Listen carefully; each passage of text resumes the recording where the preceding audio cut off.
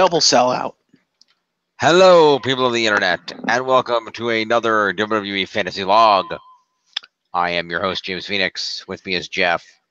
What's up? We're getting a bit late. Tiff is not with us this week. Hopefully next week. Yeah, but we do have our results. That is why we were late. Yep.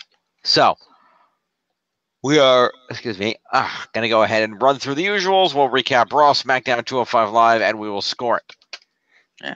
Tiff should be here next week, and hopefully more than likely we'll have to be here next week because we do have Money in the Bank next Sunday, so she'll want to be here for the predictions. That is true. True and accurate. All right. So here we go. Let's start off with a check of the scores.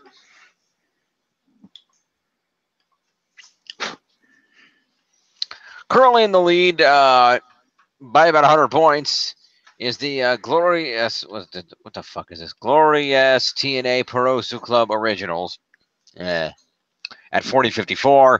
I'm in second, the Woken Warriors at 39.58, and in third is the Legit Ready Architects at 35.26. Over on the leaderboards, right up top is Seth freaking Rollins, the Intercontinental Champion at 5.06, a very healthy lead. Number 2 is the Monster Among Men, Braun Strowman at 3.58. The U.S. Champ, Jeff Hardy at 3.48. Followed by Drew Gulak of the Cruiserweight Division at 2.62. Daniel Bryan at 2.60. Finn Balor coming in at 2.51. Followed by one half of the Raw Tag Team Champions, Woken Matt Hardy at 2.44. AJ Styles clocking in at 2.24, the WWE Champion. Shinsuke Nakamura, the number one contender, coming in at 2.20. And rounding out the top 10 is the other half of the Raw Tag Team Champions, Bray Wyatt at 2.15.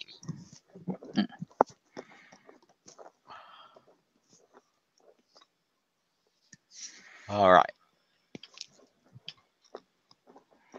These guys in order, and let's see what the hell happened here. Let's. Quiet. All right. Yeah, she goes. All right.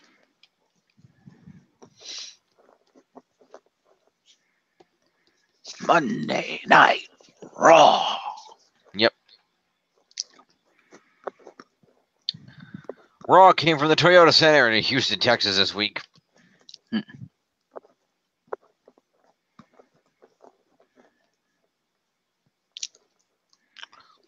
Kicked off with Elias already in the ring.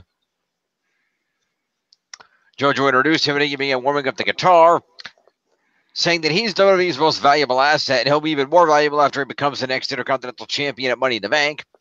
He says that Rollins will learn the hard way that WWE stands for Walk with Elias.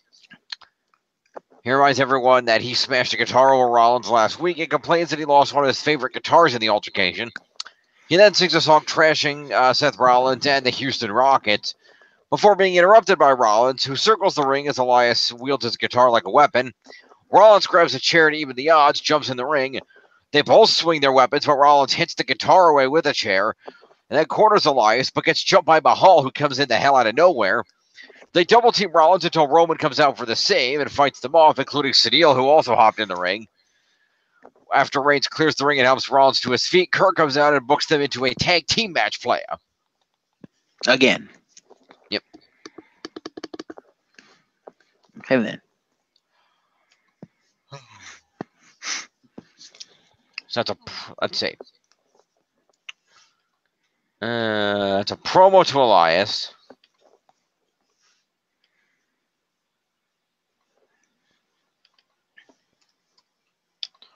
Excuse me.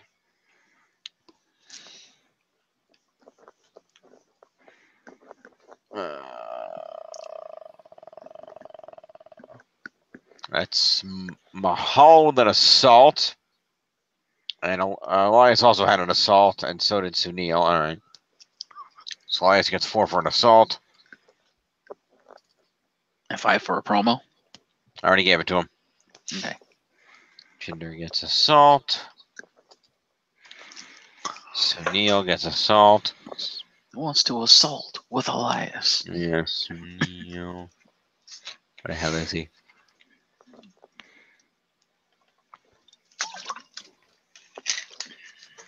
Does Rollins get weapon use for hitting a guitar with a steel chair? I would say yeah. Okay, Rollins. Then Rollins will get weapon use. It's 4. No, 3. Yeah, 3. 9. Roman Reigns also gets assault. Mm-hmm.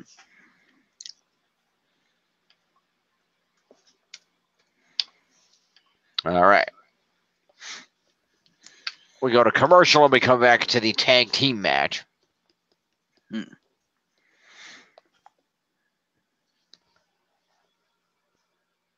And Reigns and Rollins pretty much dominate the match for the beginning portion. But it all turns around when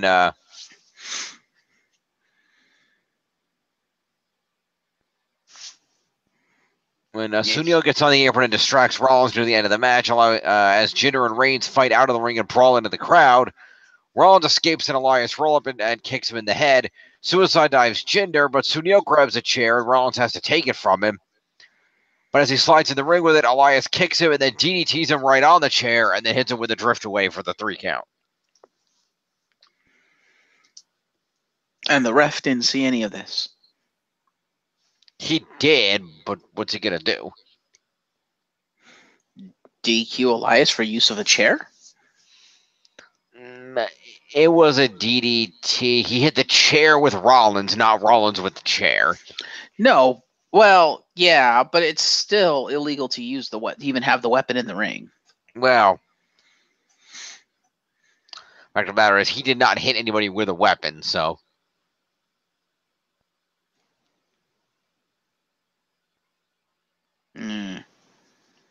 So Elias and Jinder get the win here. Oh. All right. See, Rollins, this is what happens when you team up with Roman Reigns. You start losing. Roman is cancer. Get away from him, Rollins. Get away now. Rollins lost last week, too, because he hit a dude with the chair. Yeah. Yeah, but that was his own volition. Mm-hmm. And Rollins is the one who got in the ring with a chair this week and got himself DDT'd on it. Anyway, so Sunil's going to get interference. Start off with.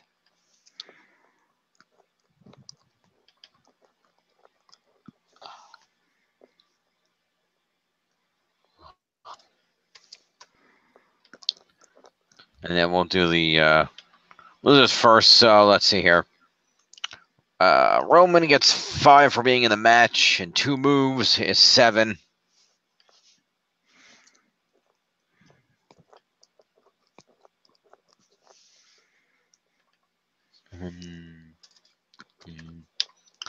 Rollins gets 5 for being in the match, and 3 moves is 8 to Rollins.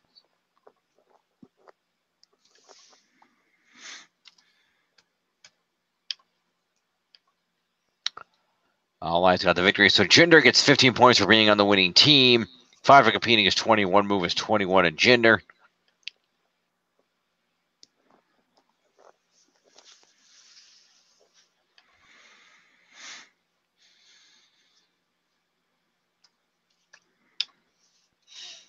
And Elias gets 20 for winning a match. He gets 5. He gets what? Elias gets 20 for winning the match. He gets 5 for competing in the match. Because you cut out, so I probably no one else heard you. That's why I asked. 20, okay. Anything for moves? And 1 move. Hang on a sec.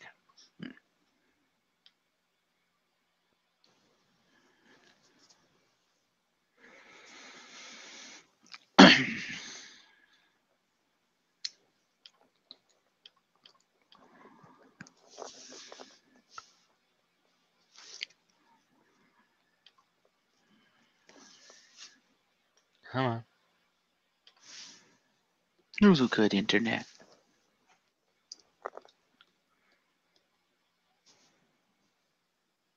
Apparently not your internet. Hang on. Behold the sound of silence. Yeah.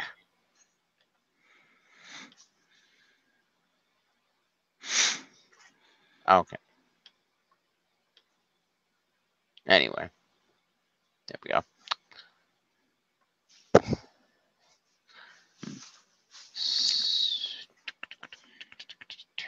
So yeah, as I was saying, Elias gets 20 for winning the match, 5 for competing in the match, and 1 move for the drift away is 26 points. Does DDT on a chair constitute an OMG?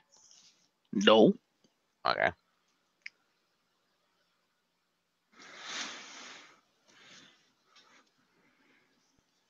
What about weapon use? Considering he didn't get DQ'd and the ref clearly saw it, no. Okay. 26 points to Elias then.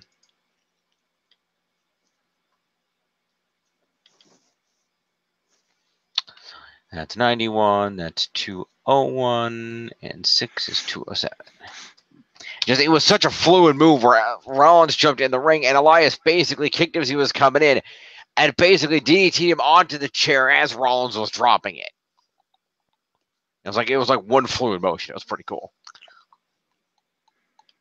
Anyway. Well, I'll give him an OMG for that. What the heck? No, it's up to you. That seems slightly irregular and very cool. So, yeah, I'll give him that. Yeah. Normally, I'd give him weapon use, but like I said, because according to you, the ref clearly saw it and decided not to DQ him. Obviously, the ref didn't consider it weapon use, so why should we? Yep. But, yeah, I'll give him the OMG for it. Go for it. All right, so after the match, all the guys recover. Let's see. Bruce Pritchard promotes his network series. I don't care. So next we go to commercial. We come back to Kurt Hawkins in the ring. And on the table at ringside near the ramp is the large display table of tacos, the taco buffet. I don't know if you heard about this. Not really, no. Well, Hawkins cut a promo in the ring explaining that as of that moment, although there was some debate about this on the internet, Hawkins explained that at that moment he was 199 losses, but it would not be 200. And he explained that when he won his match tonight and broke his losing streak, everybody in the arena would get a free taco. So Kurt Hawkins proceeds to have a match against some random scrub enhancement talent. Okay. And they go back and forth. Hawkins hits a scoop slam, a big lariat, basically just dominating this jobber. Okay. And it looks like he's actually going to break his streak. Okay. Until Baron Corbin showed up. Who proceeded to come out to the ring, get in the ring, grab the jobber and hit him with an end of days, thus getting Kurt Hawkins disqualified. Okay, then. Therefore, Kurt Hawkins is now 200 losses. Sorry, I had to plug in. Do that beforehand. It wasn't beeping at me beforehand.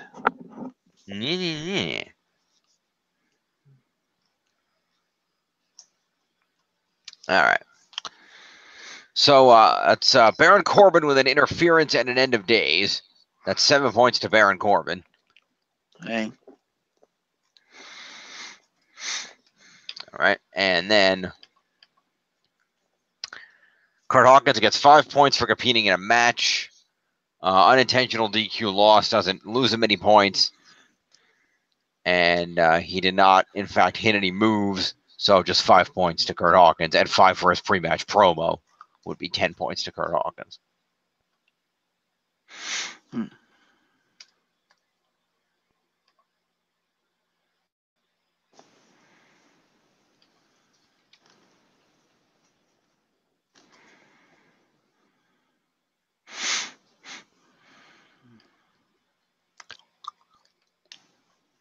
All right, Hawkins looks traumatized after the match. He rolls outside after Corbin. Corbin grabs him and slams him on his face into the table of tacos, hits him in the face with a taco, and then slams him on the table of tacos. He does not go through the table, he just gets headfirst slammed on it. So there's going to be a Hawkins versus Corbin feud? Not exactly.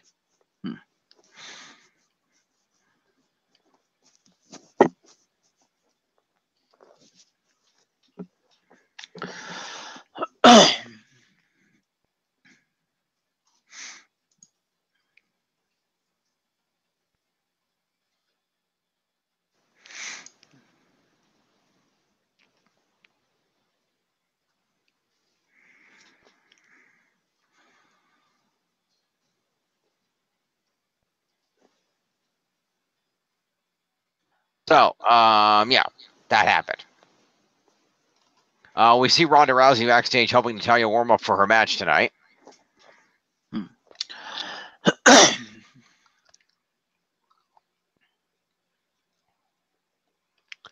We then cut to Baron Corbin, who confronts Kurt Angle in the back. And he tells Kurt Angle that he spoke directly to Stephanie McMahon and that Stephanie had a message for Kurt, and Corbin pulls a letter out of his pocket and proceeds to read it, basically saying that Kurt Angle has, been making increasingly irresponsible decisions, and that with Stephanie's responsibility, she can't be here every week anymore, obviously. So, in order to assist Kurt Angle with his Raw management duties, Baron Corbin has been officially appointed as the Constable of Monday Night Raw. Yes, he has. Yes, he has.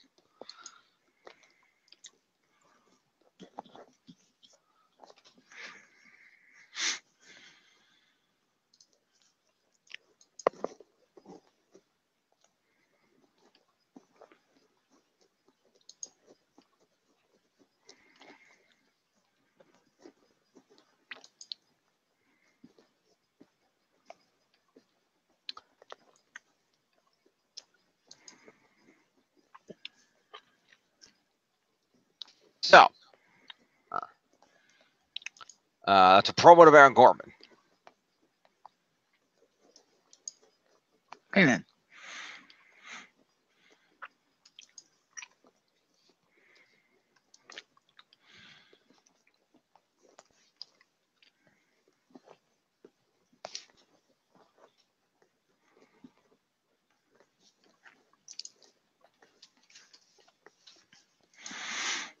All right. So, as we keep rolling on, Rousey comes out to the broadcast table for commentary. So that's commentary to Ronda. Okay. Where is she? Ronda. Commentary. And we then have a match between Nia Jax and Natalya. Mm-hmm. Which Nia Jax wins following a Samoan drop after Natalya accidentally stumbles against the rope and tweaks her knee.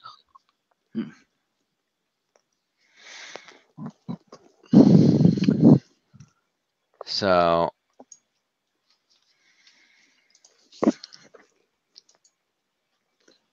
let's see. Natalya lost, so she's going to get 5 points for competing in the match. Stuff. And 4 moves is 9 points to Natalya.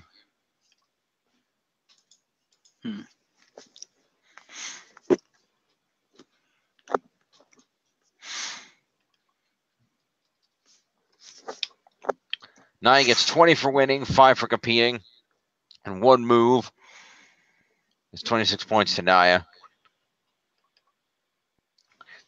58, 6, it's 164.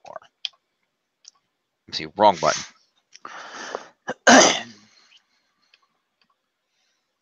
After the match, Natalya's still selling the knee injury. Nia looks upset about having caused the injury, potentially. And now Natalya undoes her boot to try to get it off. Ronda comes down and keeps trying to shoo Nia off as she tends to Natalya, but Nia won't leave. She bumps into Ronda, and Ronda gets in her face and tells Nia to just go. Then goes back to check on Natalya and assist her out of the ring. So I don't know if we'd give any points for that exchange. For the backstage part? That wasn't the backstage part. Oh, the aftermatch part where she's like, "Get out of here."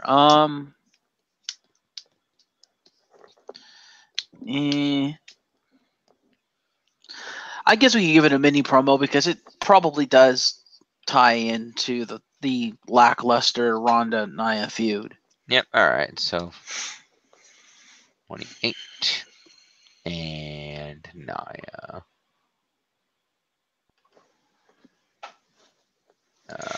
Would be 3. Okay.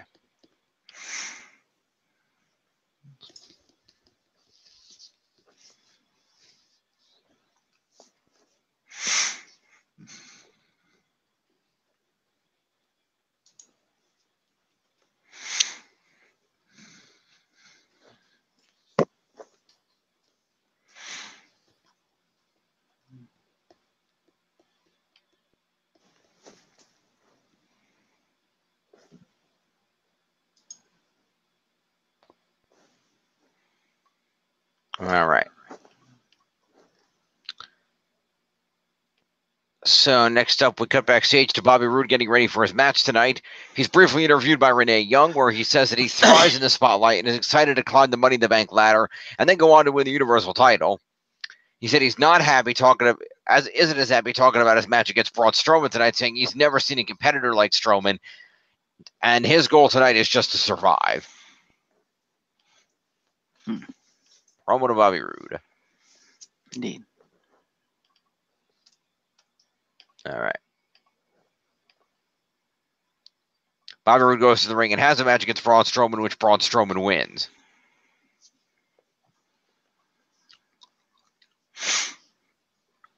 So Bobby Roode gets 5 points for being in a match. And 3 moves is 8 points to Bobby Roode. So 4.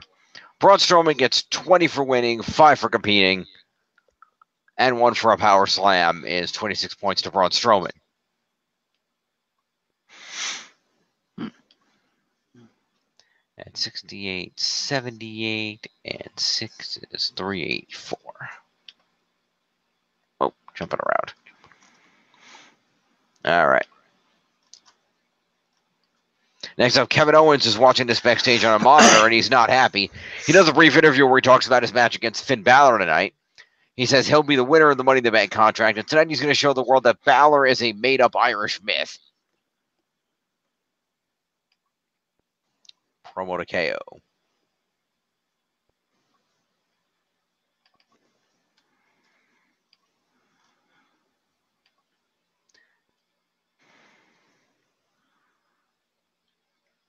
All right, next we see Rousey helping Natalya ice her knee backstage. We then have Matt and Bray come out for an interview, and they talk about what it means to be wonderful. Matt talks about being magical and transcending space and time. And Matt's about to say that their enemies will be deleted, but Wyatt interrupts to say that they should let it be known that the enemies will suffer first, and then they will be deleted. Yeah. So promo to Matt and Bray.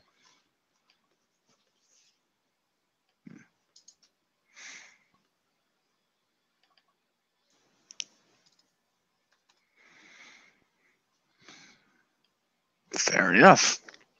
Yep.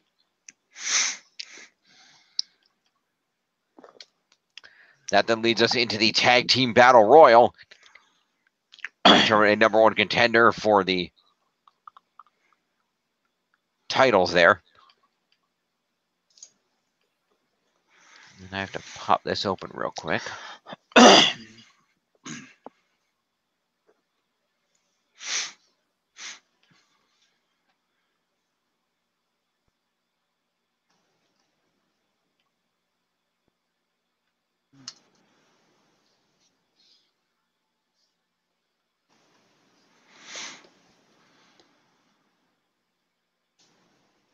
Need just a moment here. Come on. There we go. All right. Let's see here.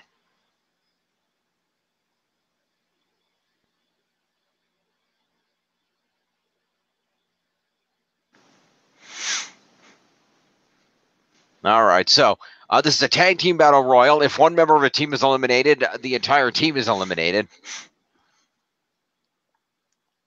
And so Chaos engages at the bell. They all start throwing. There were no moves in this match whatsoever, I will note. Okay. So, far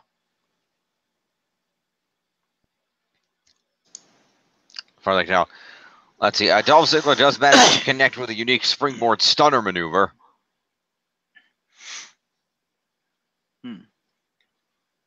Victor hits a headbutt at one point.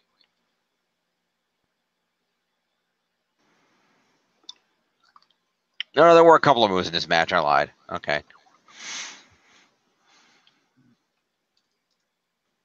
I lied.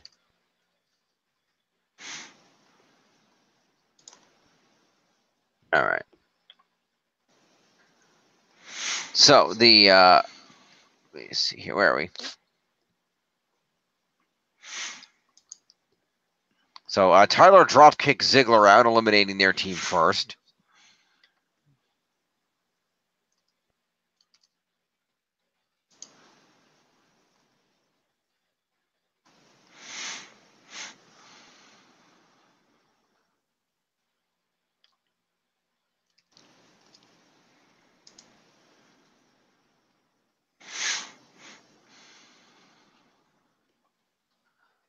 Ziggler comes back at a rush. Right, all right. So, after being eliminated, McIntyre and Ziggler drove back in the ring and assault all the teams anyway.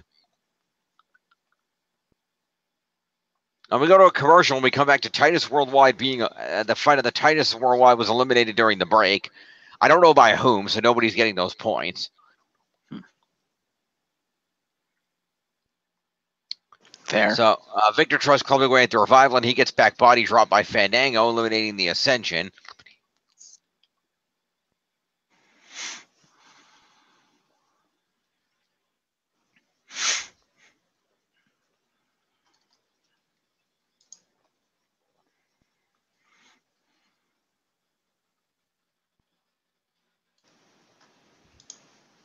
All right.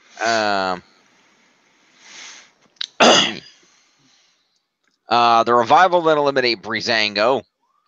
They double team Alice. Axel makes a save and gets wiped out. Moving on to Slater. Fights off a Shatter Machine, and Rhino dumps Dash out to eliminate them. So that was Rhino with an elimination on that one.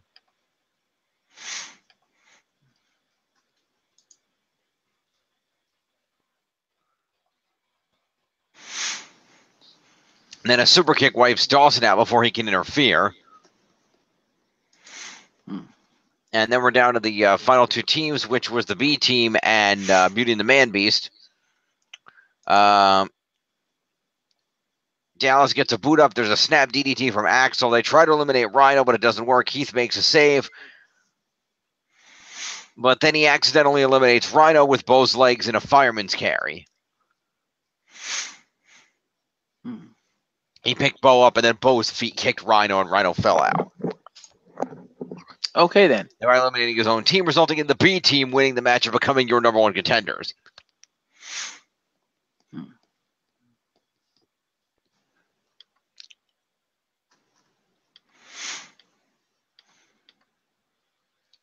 So if Heath did the elimination, but he used Bo's legs, who gets that elimination?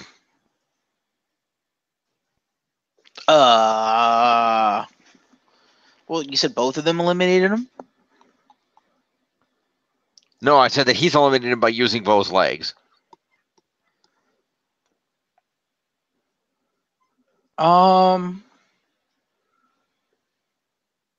so he lifted Bo's legs and eliminated both of them. So I would say the first person that Bo was trying to eliminate, I would say both Bo and he get the elimination for that, since technically that'd be a team elimination, I guess. I'm confused. So am I. Heath Slater picked Bo Dallas up on his shoulders in a fireman's carry. He spun him around at Bo's feet, accidentally hit Rhino in the face, and Rhino got eliminated. Heath eliminated his own team.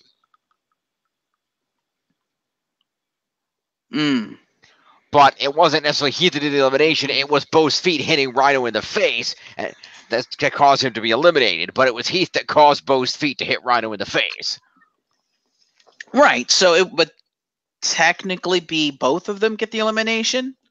Kind of like if two people eliminate one person in a Royal Rumble. Okay. Fair enough.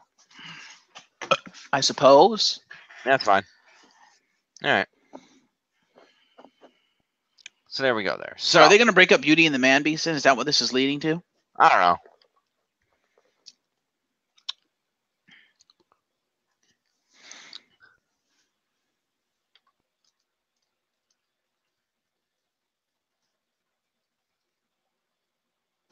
All right, but in the meantime, we can score this.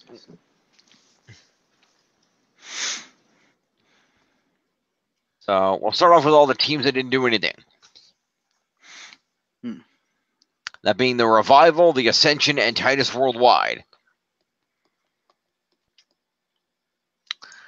So let's see, this would be a specialty battle royal.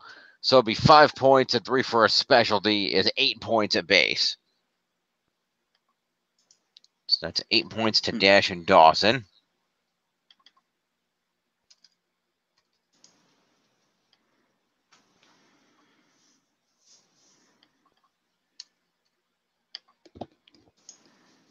And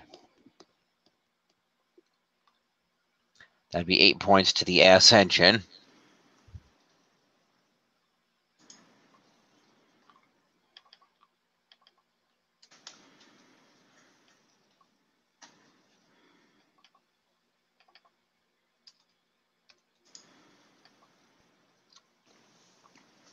And then 8 points to Titus and Apollo.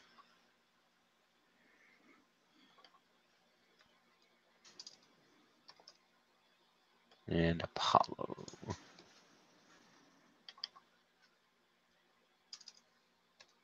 Okay.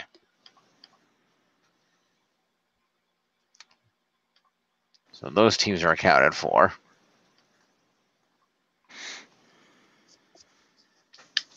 Then Ziggler and McIntyre will each get the base 8, plus they each hit a move. So 9 each to Ziggler and McIntyre.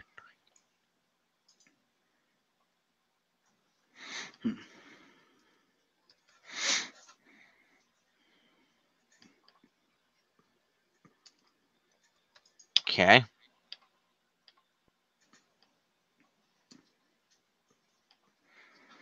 And then we've got Breezango, who are each going to get the base 8 plus an elimination. Is 11 each to the members of Breezango.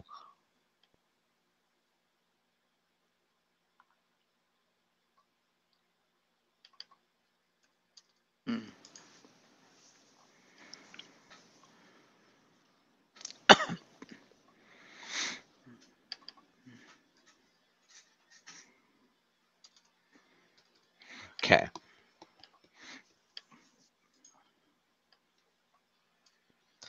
And then Beauty and the Man Beast, same thing, 11 points each.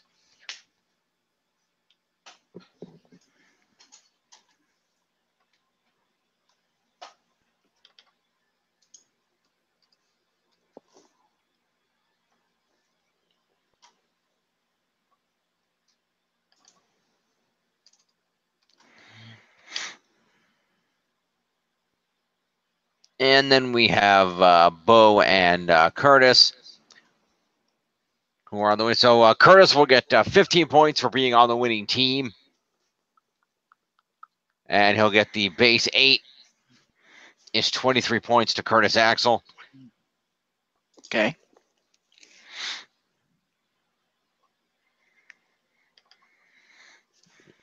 Uh, 58, 68, and 3 is 171. And then Bo Dallas will get 20 points for winning this match. He'll get 10 for winning a specialty is 30. He'll get the base 8 is 38. And 3 for the final elimination is 41 to Bo Dallas. Okay, then. 176. Okay.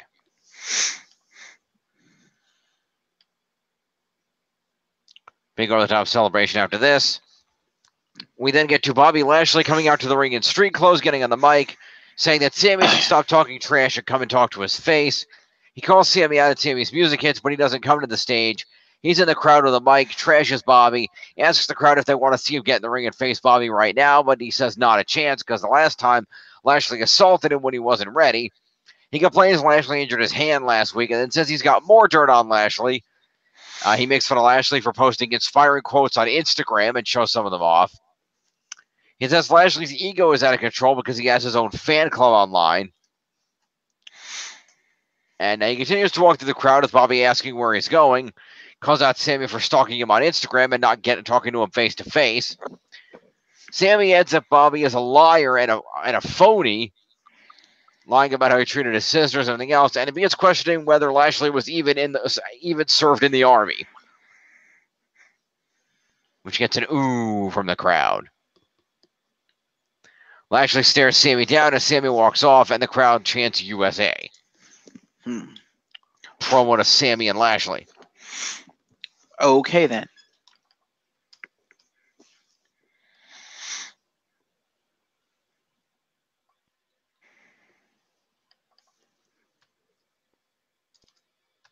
All right.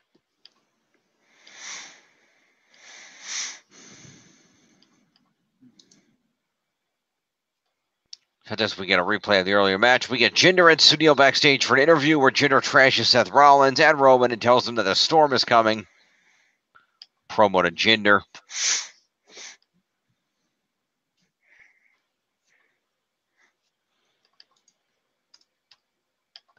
Roman Reigns then cuts a response promo from a different backstage area, saying that Jinder must have forgotten who he is and people should compare his resume with Jinder's. We then cut back to Jinder, and Jinder and Reigns can apparently hear each other and begin cutting cross promos on each other. And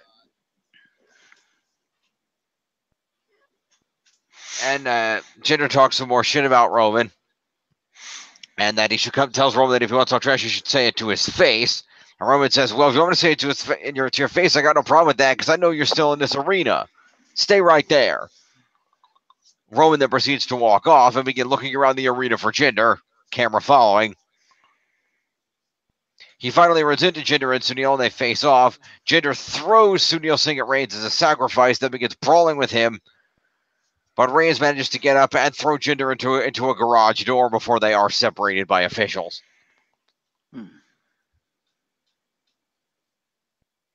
Okay, then.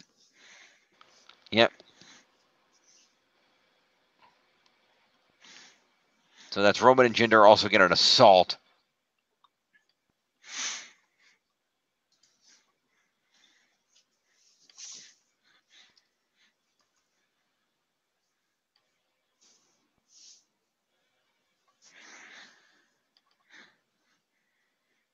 And I'll throw assault to Sunil since he was technically thrown at Roman.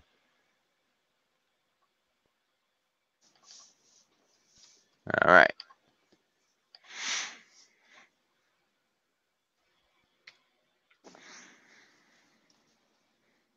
All right. Following this, we go to the ring for our next match, which is a 6-woman tag team match of Ember Moon, Sasha Banks, and Alexa Bliss taking on the Riot Squad.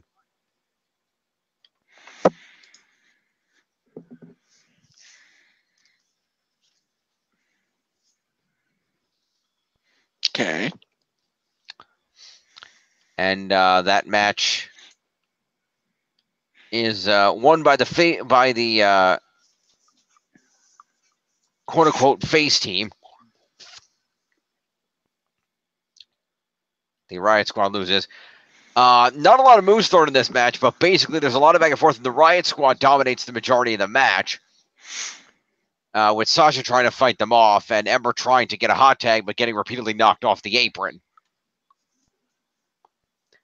And the whole thing gets down near the end of the match when, mind you, shortly after the match started, Alexa proceeded to apparently injure her own knee and then remove herself from the match. That sounds about par for the course. So Alexa quote-unquote tweaked her knee and then immediately left. So it turned into a handicap match. So the Riot Squad dominated the majority of the match in a 3-on-2 state, keeping Sasha in as the beat slot while Ember kept getting knocked off the apron. Sasha managed to fight off the Riot Squad near the end, but then got kicked down by Liv Morgan and was still getting beat down. But Sasha had nobody to tag as she was down and they were down. When all of a sudden Bayley's music hit and Bayley ran down to the ring. And Bayley jumped on the apron and proceeded to get tagged in and apparently just inserted herself into the match. So Bayley proceeds to immediately get a tag, run in the ring, cleans house, and then hits Logan with a Bayley to belly and pins her for the win for the now entirely face team.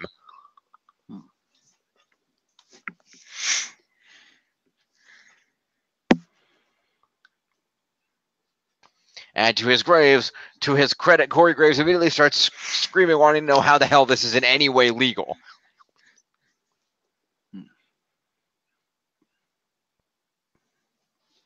He has a valid argument. Huh. But what we don't know is whether Kurt Angle sent her out there. Well, maybe we'll find out. Maybe. But anyway, the face team wins. Mm-hmm. So.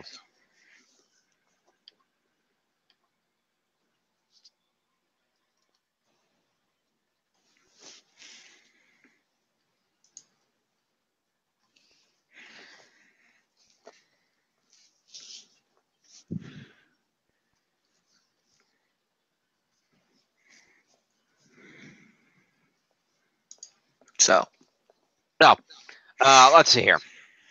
I'm going to give Alexa Bliss 5 points for here's the question, though. Does Alexa still get points for being on the winning team?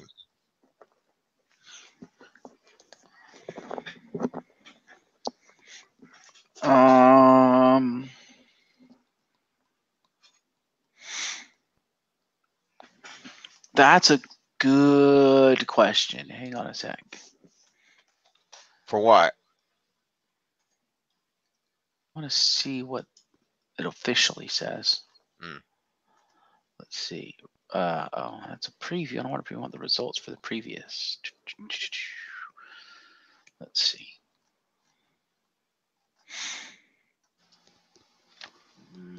No, that's the Finn Balor match. Here, that's the one I want. Whoa, no, not pictures. Damn it, I want the results. Fucking WWE.com. Trying to find WWE's official thing for it to see if they say that she won or not. But of course, they've already taken down the results, so that's fucking great. I don't know. When you were looking at the results and stuff, what did they say? I didn't look at WWE's results. I was looking at the ones from the site I usually go to. What did they say? Did they count her as winning? No. I mean, they listed the winners as being Ember, Sasha, and Bayley. What WWE.com says. I can't find the results because they've already taken them down, and trying to search for anything on their fucking site's impossible. No, it's not. You get to their site. The preview is on the top. Scroll down. There's several articles, and midway down the page, there is a list of the last 4 or 5 Raws and their results. What are you talking about? Go to WWE.com. Go to the Raw page. On the top is the preview for next week's show. Yes. Scroll down, and then there's some stuff talking about things coming up on next week's show. Scroll down, and then there's some articles, where it's Strowman's latest feat of strength, top 10, classic clip. Scroll down past a few articles, and you'll hit a black box that says archive past Raw results with the dates of the last 4 Raws, which you can click on to see results. Oh, I didn't even see the archive. Not that hard. Let's see here. Let's see. It says the Riot Squad defeated Sasha Banks, Ember Moon, and Bayley via disqualification. Really? Because that's not what happened on the show.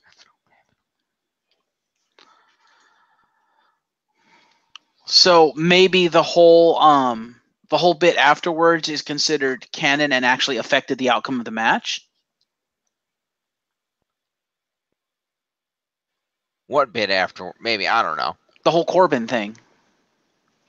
So I guess according to WWE, Corbin actually changed the outcome of the match. Corbin was watching, went straight to Raw's general manager Kurt Angle to protest the result on the grounds he was acting as Stephanie's eyes and ears. I saw the referee's words as well. Rather than rescue confrontation, Angle was forced to overturn the decision to give the win to the Riot Squad. Oh, okay. So yeah, officially the Riot Squad wins, and officially Alexa Bliss was never part of the match. I guess so. All right, that was the next thing here. I didn't read that. So Baron Corbin, So I get the win points. Yeah. Baron Corbin gets in Kurt Angle's face again and tells him Bayley shouldn't be able to do that. Well, it's a DQ. You don't get much.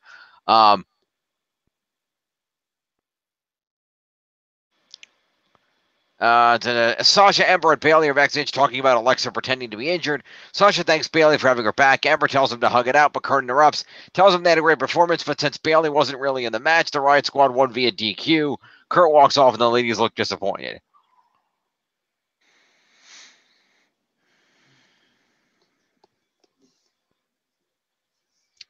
All right.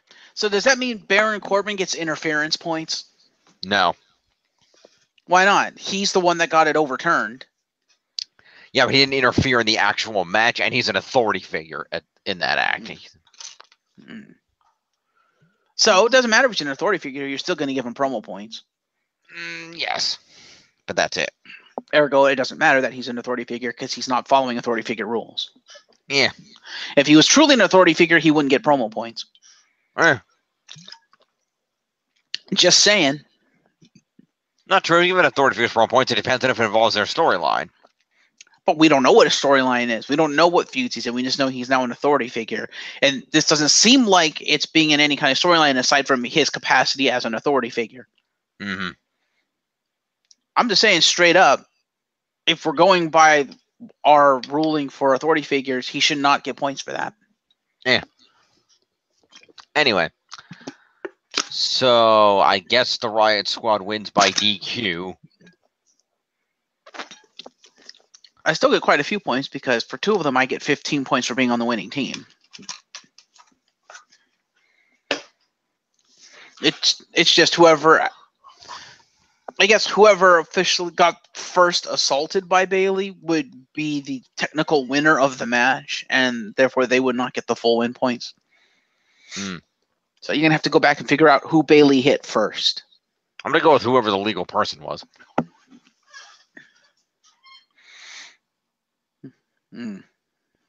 Anyway. So let's see here. Well, Bayley won the match by pinning Sarah Logan, so maybe give the win to Sarah Logan. Yep, that'll work. But in the meantime, Bayley gets interference and a finisher, so it's 7 points to Bayley.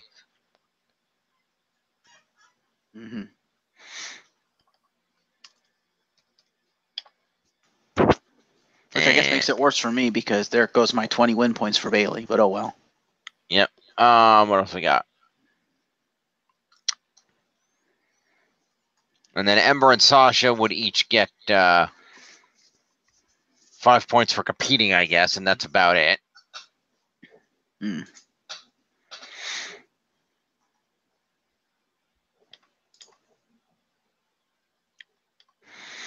So that's Ember.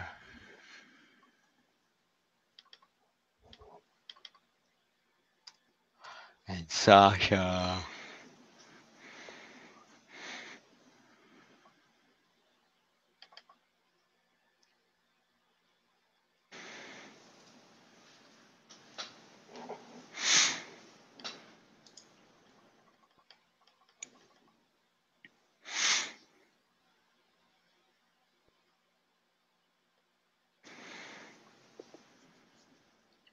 I will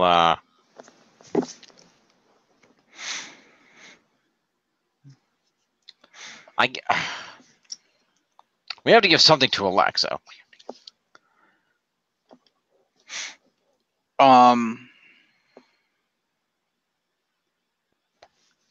You did. I don't know. Does she do any moves? She gets move points, and she gets showing up points, I guess. Because according to the official record, she wasn't even in the match, so I don't know what you expect to give her.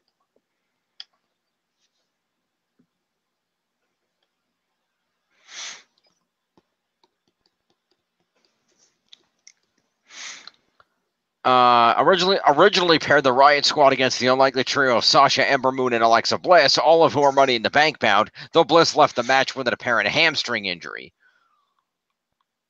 So no, they acknowledge that she was there. They know she was there, but was she ever officially in the match? Like in the record books, was she listed as ever being in the match? That's the thing. Well, yeah, why wouldn't she be?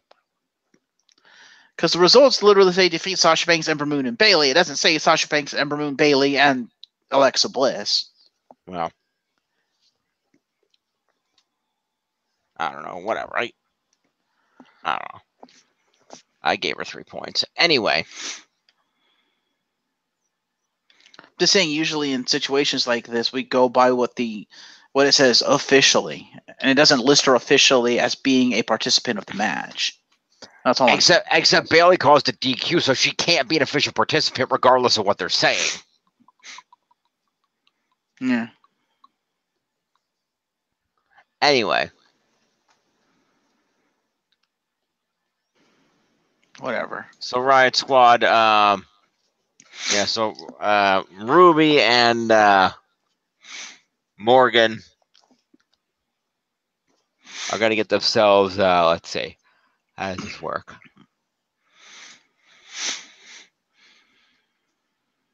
$15 points each for being on the winning team and 5 for competing, and I guess 20 a pop for them.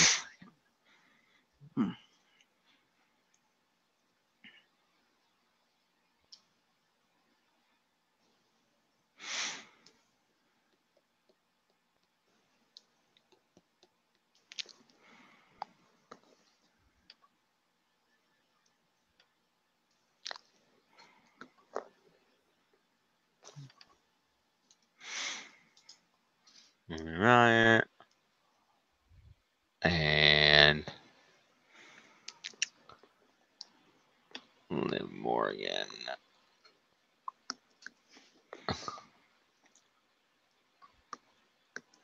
That doesn't really seem fair, though. What's that? The fact that they're going to get 20 points each, and yet the legal woman, Sarah Logan, isn't going to get shit. Well, that's how the scoring system is, because they didn't technically win the match. They were on the winning team, therefore they shouldn't get docked the points. They have no points to get docked, is basically my point. Because the points that are docked are the if you win the match points, and there's only one person that wins the match, and unfortunately they don't get winning team points. Now, if you want, we can modify it so that and I'd be fine with this, in the case of a tag team match with a disqualification, instead of being docked all the win points, they're just docked 5 points because they get the being on a winning team points. I'd be okay with that, but I don't know if that would be entirely fair either. I mean, I can understand what you're saying, but at the same time, what are we going to do about it? Because is it fair to dock all of them, all those points, when those weren't points to be docked in the first place? But is it fair to give them those points when they have not earned them because they didn't put in any effort to win the match? But they did. They all put in effort in an effort to win the match. That's why they get points for being on the winning team, and that's also why they get less points than the person who actually got the pinfall or submission. Right, but the point I'm making is that they did not actively win the match. They did nothing to win the match. None of them did. So why should the person who was legally in the ring, they did no more or less than the other two? We'll leave it for right now, but we need to have a discussion about that later. You mean in the case of a match decision being overturned? No, in the case of a DQ in a tag team match. We'll talk about it later. So Sarah Logan gets 5 points for being in the match, I guess.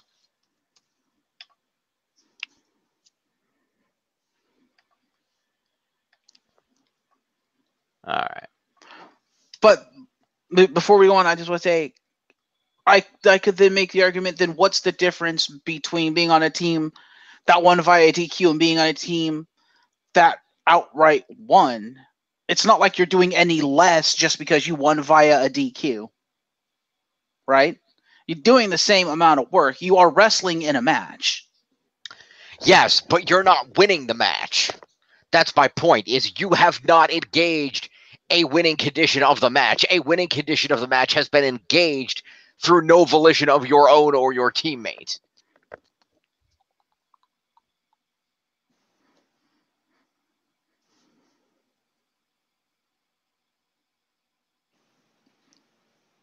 So what, you think a DQ should just wipe out all victory points? Like victory points in terms of just being on the winning team points? I don't think that's very fair. That's why I said we're going to discuss it later.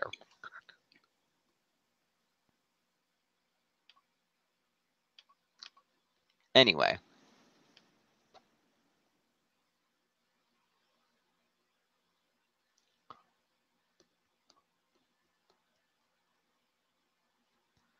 Sasha, Ember, and Bailey, I'm going to give them 3 each for that backstage segment.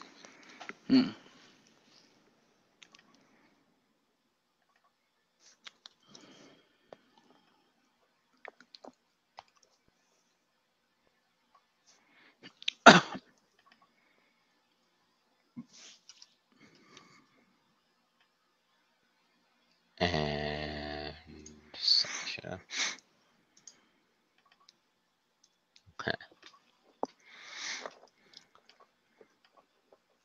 The Big Show then comes out on the stage with participants from the Special Olympics and wishes them luck as they compete for Team Texas in the 2018 Special Olympics Games.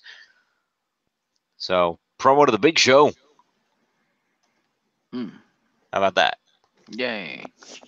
Well, the Big Show. Yay, he can walk again. And then we go to our main event of Finn Balor versus Kevin Owens.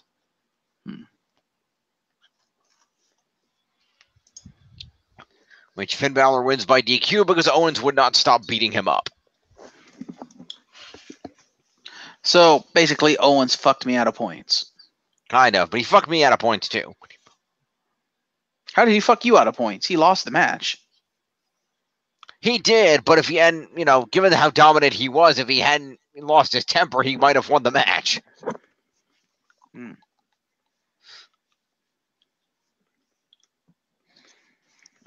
Anyway. Oh, well, I still get main event victory points, though. Yep. All right, so let's see here. So Kevin Owens loses by DQ, so he gets 5 for competing, -4 for the DQ is 1.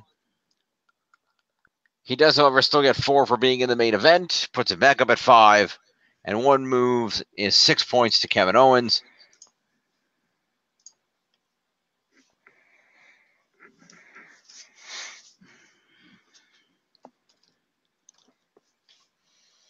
Finn Balor wins by unintentional DQ. So he gets 5 points for competing. He gets 9 for being in and winning the main event is 14. And 3 moves is 17 points to Finn Balor. Woohoo. Let's go, Balor. 168. Post-match, Owens gets mad and continues beating up Finn Balor. He goes up top and hits a bullfrog splash. Then rolls out and grabs a ladder.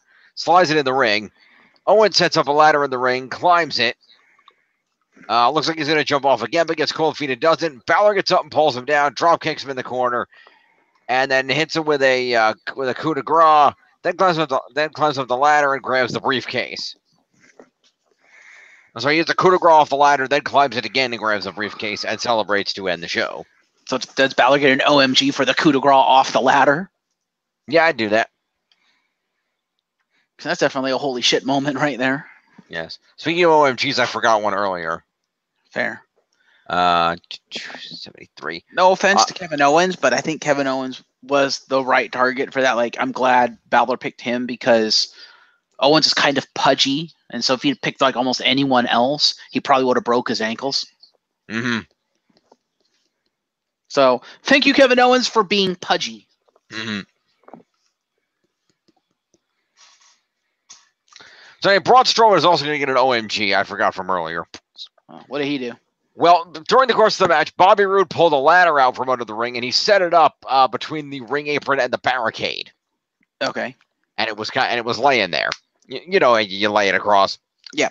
he did this, and then he lured Braun around the ring and ran around to the ladder and ducked underneath the ladder, and then taunted Braun on the other side like, haha, now you're on the other side of the ladder. And so Braun went, all right. Braun proceeded to lift his arms up and smash the ladder in half with his bare hands. You mean smash the pre-cut ladder in half with his bare hands? Probably, but still. And he smashed his arms down in a broken half, and Bobby Roode had the best oh shit look on his face I've ever seen. And the only reason why I say it has to be pre-cut is because we saw what happened when Braun Strowman tried to bash a fucking ambulance door with his arm. He kind of broke his arm. A non-cut ladder, granted, probably not as solid as an ambulance door, but equally able to break his arm. True.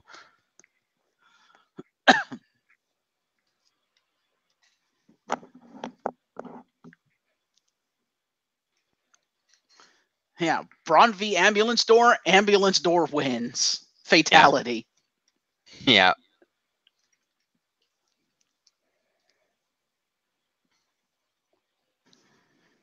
All right. So that ends Raw.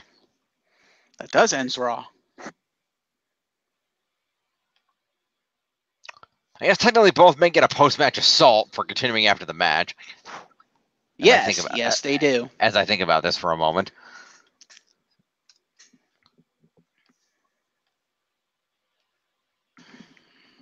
I already counted the moves in the move calculation, so don't worry about that. Fair. And that is... And you counted the OMG. Yep. All in. Fair. So, all right. Let's go on over here, and we will check out the scores. Yes. Yes, data refresh. Bam. All right. So, after Raw, looks like Jeff's still in the lead by about, 50 points. That's about to go up. 41.93 for the glorious TNA guys, 41.49 for me and the Woken Warriors, and 37.41 for the legit Rowdy Architects. Yeah. It's about to go up because I have the next two main events. Uh-huh.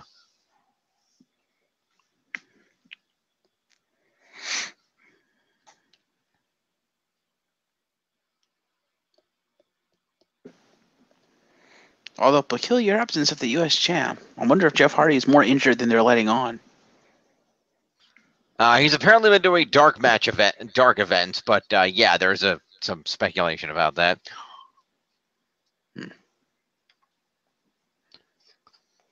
All right, it's a 6-4.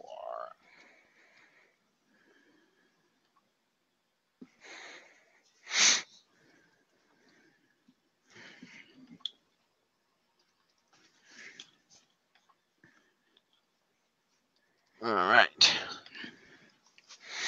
On to the Smacketh Down. Yep. Not so live. No, it's live. I'm trying to discredit SmackDown. It's going to be the A show next year. Hey, I don't have to discredit SmackDown. Vince does that every goddamn day. Oh. It's a wicked burn. It's true, though. Again, wicked burn. All right, let's do this real quick. Oh, excuse me. Mm-hmm. Pardon. Mm-hmm. Mm-hmm. Mm-hmm. Mm-hmm. God damn it, don't do this shit. Fuck's sake. Uh-oh. Internet failing.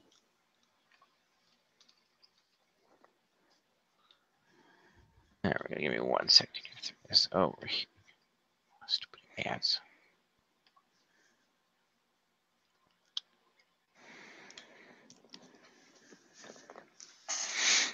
Where is this thing? No, not you. There we go. That's what I want. But is it what you really, really want? Yes. Shut up. Right. Copy.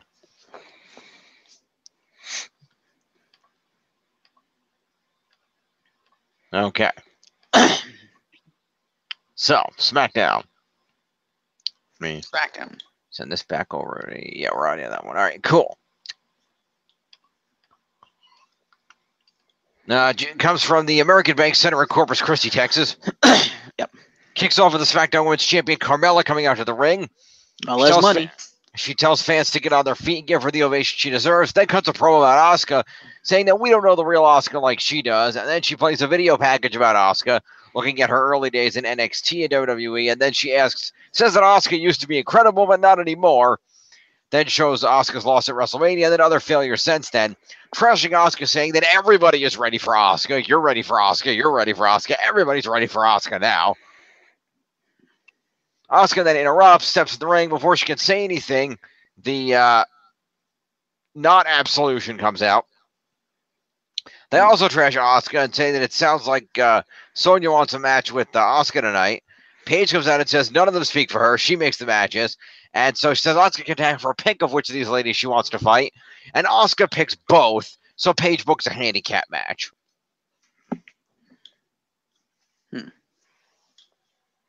So Asuka didn't actually say anything? She said, give me a both. That's all she said? She didn't. That is what she said. I guess that constitutes it. Okay, fair enough. Yeah. Just wanted to make sure that the promo points were legit here. Yep. Okay. You want to go through the match and then I'll run through all the points?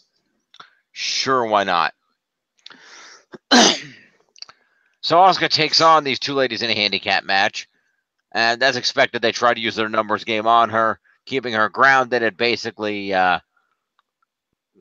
trying to, not let her build any offense. At one point, Carmella distracts Asuka from outside to assist in that endeavor. How scrubby are you three that Asuka just beat you 1-on-3? Yeah, Sonya tries to attack Asuka from behind and choke her on the bottom rope. They take turns beating her some more. So Asuka comes back with a drop kick and a spinning heel kick. Asuka knees Mandy in the face. Asuka basically beats the crap out of them and then taps Sonya out with the Asuka lock. All right. After the match, Carmella jumps in the ring, gets in Asuka's face. Mandy tries to attack Asuka from behind, but Asuka fights her off.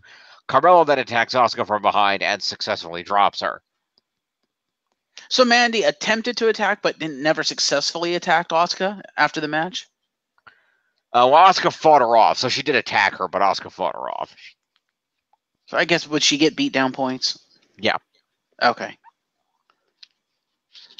All right, so let's go to Mella. If you're ready over there, Mr. Phoenix. Mm-hmm. 5 for a promo, 5 for commentary, 6 for interference, 1 move, and 4 for beating ass. Total of 21 for the women's champion. Yep. We will go to Sonya Deville. 5 for a promo, 5 for being in a match, 1 for a move, for a total of 11. Which one was that, Sonya? Sonya, the loser. Okay, Sonya. Where is it? How many was it? 21? 11. 11. Okay. Carmella had 21. Right. Okay. 11. So that's 79 then. Okay. Okay, Mandy Rose. 5 for a promo, 5 for being in the match, 1 move, and 4 for beating ass. Well, attempting to beat ass. Total of 15. Got it. Would Asuka get the 4 as well? Since she fought off Mandy Rose? Technically, yes. All right, I didn't add that in. I didn't know that she actually fought. I just thought she got a beat down. Fair enough. So, okay. So Asuka, 5 for a promo, 5 for a match, 20 for winning that match. 2, 3, 4, 5 moves, and 4 for fending off Mandy Rose for a total of 40 points for Asuka. Okay, that's 02, 12, 22, 132. All right. Mm-hmm. I hope you have. By the way, promos. Just a note here, by the way, if anybody has checked today, if you're interested in checking it out, the newest episode of Up, Up, Down, Down is posted today, and it features Asuka and Shinsuke Nakamura. It does, and I saw that, and I think that was filmed a long ass time ago because I remember seeing a clip of that on WWE's YouTube channel like a long ass time ago. Ah. Yeah, I didn't realize it was that until because I actually wouldn't watch the video before we did this, the Up, Up, Down, Down. I'm like, wait, I remember this interview. I remember seeing this on WWE's YouTube channel. Anyway. Continuing on, The Miz is backstage warming up when he's interrupted by the New Day and another guy holding a plate of pancakes. They say they want Miz to help them reveal which of them will compete at Money in the Bank. They add the pieces of paper in a hat and ask him to pull one out. They blindfold him with his own headband so that he can't peek. Then switch the hat to a hat with pancake mix in it, which Miz then sticks his hand into. The New Day laugh at him, but he says they won't be laughing for long, and he points at them and the batter goes flying off his hand into their faces. The Miz wipes the rest of the batter off his hand and into the New Day's pancake assistant, and then walks off. Question. Yes. At the match itself, did they cut a promo right before the match itself, or is this their one and only promo for the evening? I don't know. Because she has promo points here for The Miz, Samoa Joe, and the New Day. But Joe wasn't in this promo, was he? Let me check. Because I have those promo points totaled in. I just assumed they had cut a promo before the match. Not that I notice here, no. Okay, because she has Joe with a promo, so I'm wondering if Joe does a promo later on. But for whatever reason, she's got promo points here for the New Day for Miz and Joe. So we need to figure out what those are. Well, this is New Day and The Miz right here. And it's their only promo for the night. Yeah. So am I going to have to do maths and -5 out of their totals? Or do you just want to wait till the match and do everything then? What are you talking about? Because I totaled up their points, and it includes the 5 promo points. That's why I'm asking the question. Which is fine. Why? This is a promo. Why would they lose the points? They're not losing the points. I'm asking if I have to remove those points from their total, since we're probably going to do the promo points now, or do you want to wait until the match and just give them their promo points at match time? That was the question I just asked. I don't care. Because if you want to give it to them now, then I have to go do maths and take 5 points off their totals, so we don't fuck the totals up. Then just do it later. I don't give a shit. Okay. So we'll give them their promo points later. Moving on. Yes. By the way, it is worth noting here, and I didn't realize this because they must have mentioned this near the very end of the promo, and I didn't hear him say it, but Tiff pointed it out to me. The New Day's pancake assistant. Mm-hmm. His name is Mr. Butterworth. Of course it is. Anyway, so that happens. We then go to the ring for a one-on-one match between Carl Anderson of the Good Brothers and Luke Harper of the Bludgeon Brothers. With their tag team partners. Yes, and Carl Anderson manages to win this match with a roll-up as Harper charges at him. Yes. So, Rowan and Gallows, 5 for accompaniment. Thank you for coming.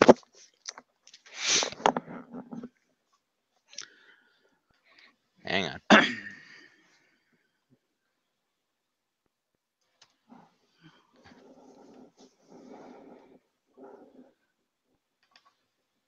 Okay. All right, we'll go over to Harper. 5 for competing in a match, 1 for 1 move, total of 6 points. Got it. Carl Anderson, Mr. Anderson. 5 for competing in a match. Mr. Kennedy Anderson. Sure, whatever. 5 for competing in a match, 20 for winning said match, and 3 for countering a super kick. Okay. Total of 28 points. Okay, so that's 74, 84, and 8 is 92. Get it. Moving on. The Good Brothers celebrate. We see a replay of the dance-off from last week. Pre-tape promo from Naomi and Jimmy, who trashed Lana and Rusev.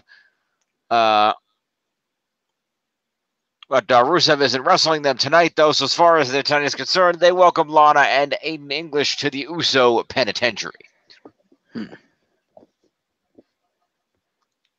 Okay, then. Yeah. Promo to Jimmy and Naomi. Go ahead and just continue with the match. The promo points are in the match. I assume their match is next anyway. Yep. Okay. Yeah, so we'll do everything at the end of the match. Okay. So, intergender tag team match occurs. The faces pretty handily control the match, although Lana does work over Naomi for a time. Yeah, they have to make Lana look strong. Yep. In English starts off with his traditional song. Lana is the best. Lana number one. Lana is the best. Lana number one. Foot to throat. Yeah. Pretty much. So, yes, in an interesting end of the match here, Lana slaps Jimmy Uso in the face. Then Naomi drops Lana down. Aiden English then attacks Jimmy Uso. And looks for like a running splash maneuver.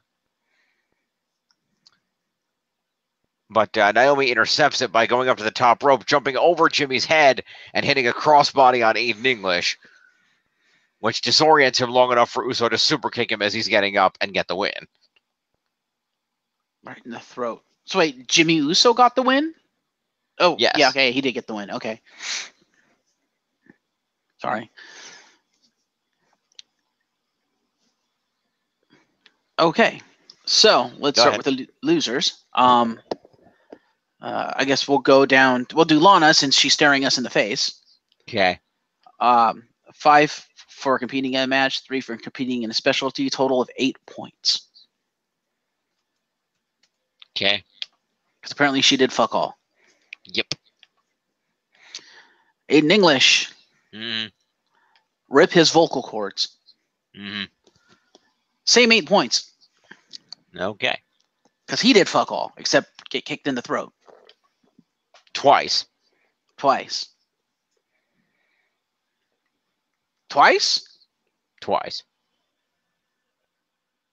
Both by Jimmy? Oh, let me apologize. At the top of the match, Jimmy Uso punched him in the throat. Okay, I was about to say, I've only count 1 super kick on points here. Am I allowed another point? No. At the beginning of the match, Uso hit the that Roman Reigns style uppercut to the throat. Yeah, the cross chop thing. Yeah. Yeah, he hit that to his throat first, and then kicked him in the throat at the end. The Samoan, whatever that is. Samoan uppercut, I guess. Yeah. Okay. Fair. So Naomi. 5 for the promo, 5 for competing in the match, 3 for competing in a specialty, 15 for being on the winning team, and 1, 2, 3, 4, 5 for moves, for a total of 33 points. Cool. So that's 91, that's 94, that becomes 04, 14, 124. And the winner, Jimmy. We have 5 for the promo, 5 for competing in a match, 3 for competing in a specialty match, 20 for winning the match, 10 for winning a specialty match, and really, that's one of his signatures? Okay. 2 moves is 45 points for Jimmy. That's going to put him at 140, and what's one of his moves? Butt splash.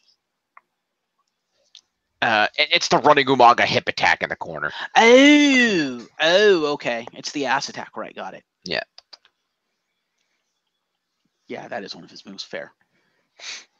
Tiff actually confirmed that with me because she was trying to figure out. And I'm like, no, it's not legally a butt splash. It's a hip attack. Well, she wrote butt splash. I know. Anyway. Moving along. Paige is backstage with Nakamura and AJ Styles in a meeting. Paige, yeah. They're seated for a contract signing, and each man has generically unidentified legal counsel. Mm-hmm. Paige guarantees there will be a clear winner at Money in the Bank. AJ asks Nakamura what his problem is and why he keeps playing games. He says he thinks it's because Nakamura knows he can't beat him clean. He yells at him to get up and face him like a man. Paige tries to calm AJ down, but AJ says he's sick of these games and slaps Nakamura in the face. Mind you, this is after Nakamura spends the signing playing games after AJ immediately signs the contract and doesn't screw around. Shinsuke then proceeds to try to sign and goes, this pen has no ink. And AJ's like, here, borrow mine. And she's like, this pen broke in too. And basically just started like just grinning, like just pulling shit on him. So AJ finally slaps him in the face and has to be escorted out by security. And Shinsuke Nakamura then turns like a Cheshire Cat, then pulls a pen out of his coat pocket and proceeds to sign the contract before adding to Paige, last man standing, and then walks off. Yeah, I'd like to point out here too, AJ slaps him. I didn't know if there should be any points for that. I didn't think there would, but I thought I'd bring it up. Nah, I think we're going to let that one go. Okay. So just promo points to the two of them. Yes. Also, Paige is wrong. She's wrong. What is she wrong about? They're going to be a clear victor. Okay. She can't guarantee that. Uh-huh. It's the last man standing. What if they both fall down for the 10 count? Then there's no clear victor, and that's happened before.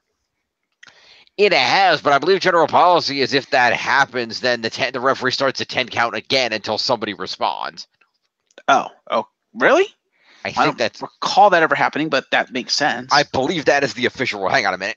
I have the WWE Book of Rules. You mean the Book of Rules that WWE doesn't follow? Well, yeah, but let's see. Let's see here. Last man standing match.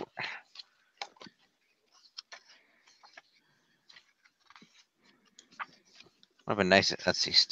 Stipulation matches is what I want. Let's see. Submission match, battle royal, rumble. No, that's not it. No.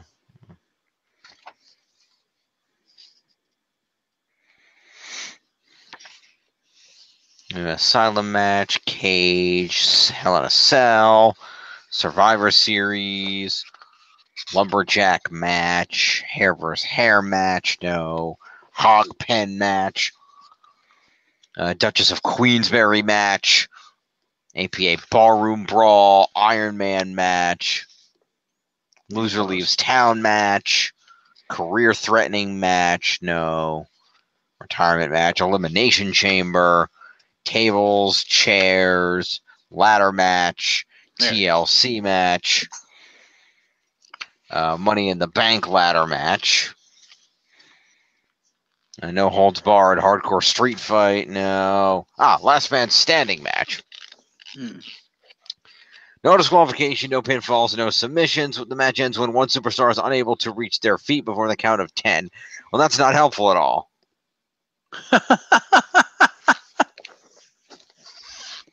How much for that? Yeah. We'll have to see. Yeah. Moving on. Yep.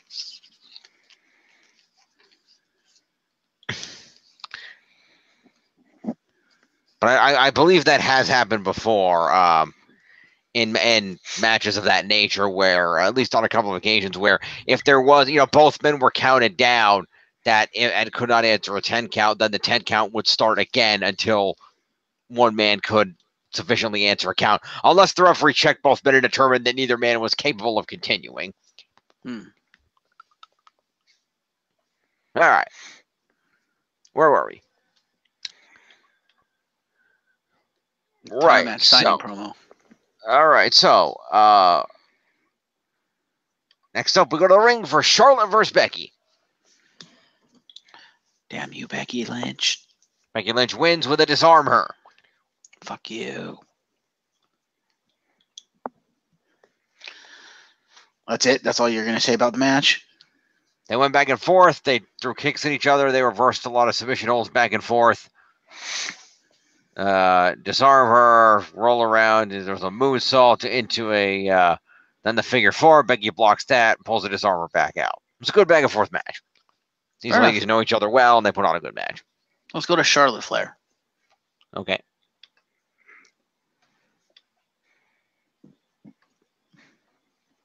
Five for competing in a match, 3 for countering a move. 1, 2, 3, 4, 5 moves, total of 13. Cool. 155. All right. Becky Lynch. Becky Lynch. 5 for competing in a match, 6 for countering moves, 2 for moves, 20 for actually winning the match, total of 37 points for Becky Lynch. Nice. Let's put her at 127. All right. Becky. You just did Becky. Yep. That's why I just said All right. Becky. Becky helps Charlotte to her feet before the leaving the ring. They send Charlotte leaves respectfully as Becky celebrates. Come back to an interview with Samoa Joe. There's the Samoa Joe one. Okay. He's backstage for an interview where he compares himself to a rabid dog, saying he will stop at nothing to get what he wants. He has a reputation for keeping promises, and he says that whoever ends up as the WWE champion is a marked man. With him, what you see is what you get, and everyone will get it very soon. Promo to Joe. Joe.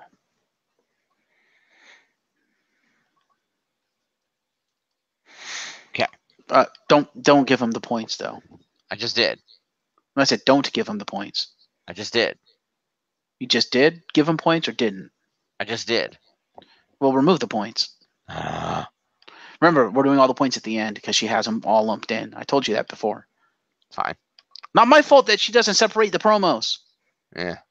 You want to get angry. Here, tell her to separate the damn promos. Big Cass comes out to the stage for an interview with Renee Young.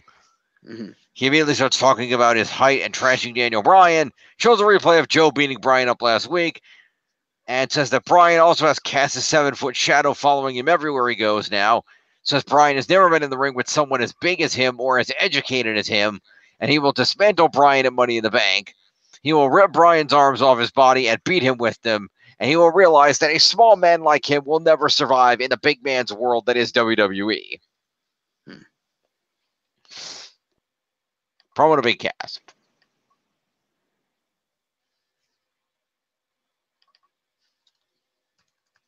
All right. Sin Cara is backstage for an interview with Dasha Fuentes. He talks about Andrade Cien Almas, saying they were friends once since they were teenagers, but something happened. Zelina Vega interrupts, gets in Cara's face, and starts trashing him. Then Almas attacks him from behind and beats him down. Wait, Andrade Cien Almas actually has an assault? Yes. She didn't put that in there. Okay, well, let me add the assault. Yes, Cara and Zelina get promo, and Andrade gets an assault. Yeah.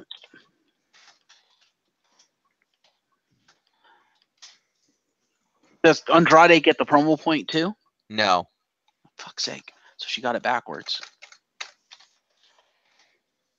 Okay. And Zelina gets a promo. And then Andrade gets an assault. To 80.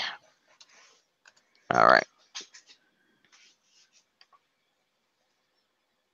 And then we go to the ring for our main event of the New Day versus Miz, Rusev, and Samoa Joe. Okay.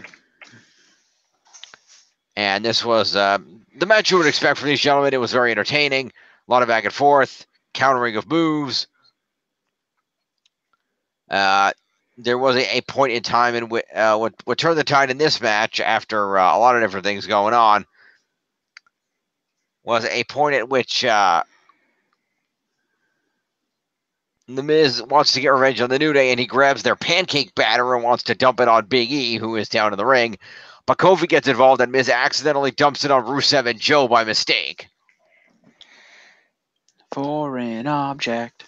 The Miz pleads with his partners, but Rusev Machka kicks him in the face, and then Joe hits him with a senton while he's down, and they then proceed to leave Miz and walk away, as the New Day then proceeds to pick Miz up and hit a midnight hour and win the match. Fair enough.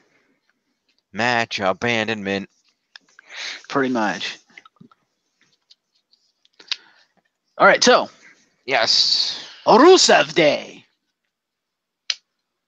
Machka. We'll start with him since he has the least amount of points. Okay.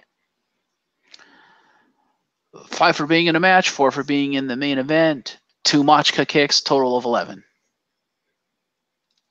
52. Got it. We will go to Samoa Joe. Okay. 5 for the promo, 5 for being in a match, 4 for the main event, 3 moves, total of 17 points. Alrighty, that's good. I think that would be 85. Let's see, 17, so that would be 85, 92, 192. Okay. Dom is.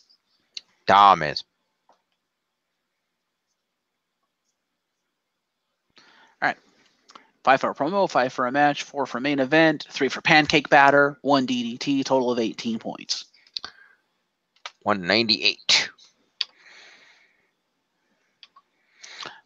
Over to the winners. Yes. Let's see who got the actual win here. It was Big E. Okay, so we'll go to Kofi. Okay. Gets 5 promo points, 5 match points, 4 main event points, 15 for being on the winning team, 1 for the midnight hour for a total of 30 points for Kofi. Nice. Okay. And save Eater. Yep. 5 for promo, 5 for match, 4 for main event, 15 for being on the winning team for a total of 29 points. He did fuck all. 169. And Big E, the winner. Mm-hmm. 5 for a promo, 5 for being in a match, 4 for main event, 5 for winning the main event, 20 for just winning the match, and 2 for moves for a total of 39 points for Big E. Okay, that would become 79, and 4 is 183. That is the SmackDown. Yep, post-match, the New Day celebrates as Miz recovers on the floor. Miz is a jobber. Kind of. All right, so we're going to save that. We're going to go over to here. Let's check the numbers out real quick. Mm-hmm. Fresh, save. All right, in the lead is Jeff at 44-49. Damn. Was not expecting that, but okay. In second is me at 41.97. And third is Tiff at 38.85.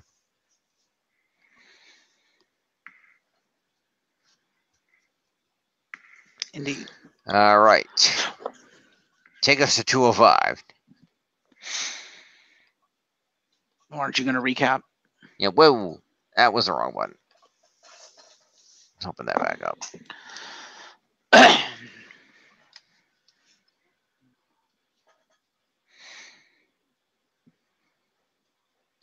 All right. All right. Come on.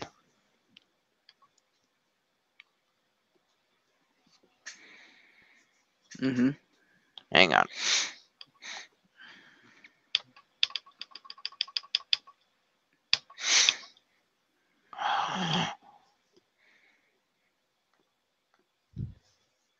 Having internet problems again. Hang on. There we go.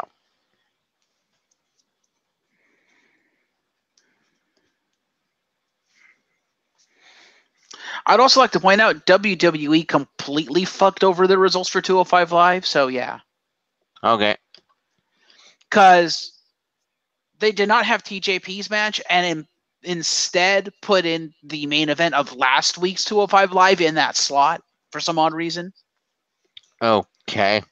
And then on their YouTube channel, because I went to their YouTube channel to watch the videos, like, they actually have the proper match. And then I looked at someone else's results, and they have TJP's match, but they have him against the wrong guy. Like, they couldn't even be bothered to get the name right in those results. So that's like 2 out of 3 results that I look at just got the results wrong. And I'm like, oh my God, are you kidding? So at least WWE's YouTube channel knows what actually happened on 205 Live. Apparently, the people who do their website don't actually watch 205 Live. Yep. All right. So we open with the recap of Cedric's successful title defense last week. Mm-hmm. And we hear about tonight's matches, and we open up with Lince Dorado of the Lucha House Party taking on the Brian Kendrick with Drew Gulak in his corner. Yep, and Lince with the Lucha House Party. They came down with him. Yep. And Lince won the match after a springboard cutter. The Golden Rewind. Yep. Gulak is on commentary and is hawking pamphlets on his issues with Lucha and other high-flying styles. Same pamphlet he had last week. Yep, he gets involved when Lince hits a suicide dive toward the announce table, yelling at him to get back in the ring, which creates an opening for Kendrick to throw the Lucha House Party team into each other, but specifically Dorado into Metalik. But when Action gets back in the ring, he misses a splash and turns into the finish. Yes. Post-match, Gulak goes after Kalisto, puts him down, and then heads in the ring for Dorado. After he's dealt with, Gulak and Kendrick head up the ramp as Kalisto and Metalik check on their friend. Yes. So we'll go to Drew Gulak first. Yep.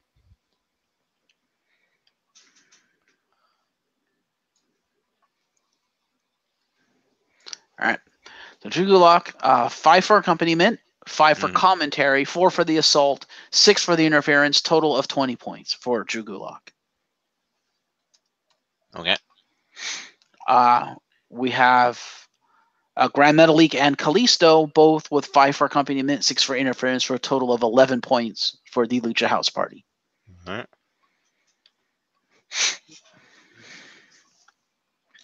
All right. Hold on. All right.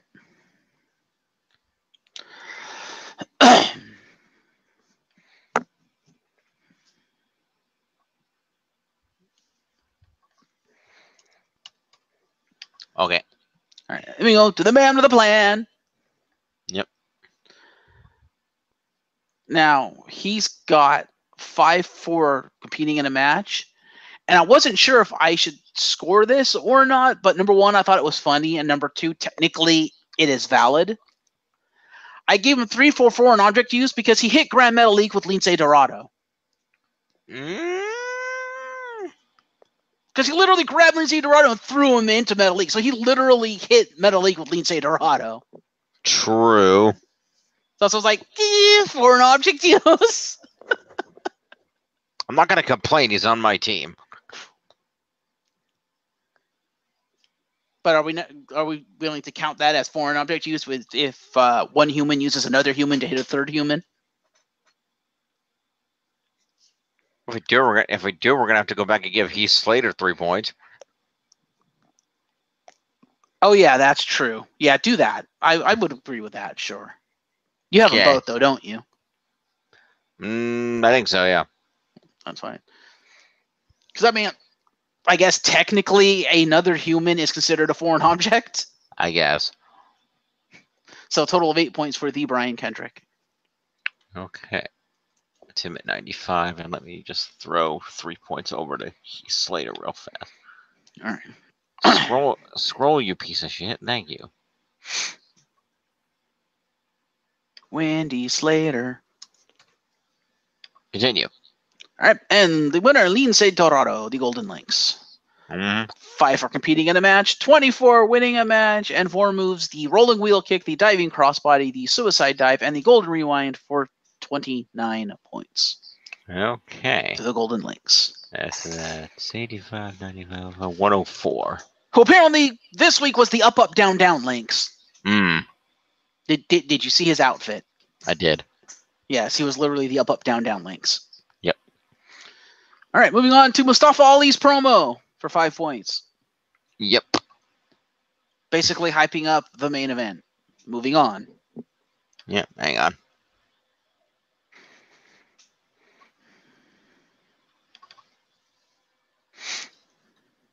Okay.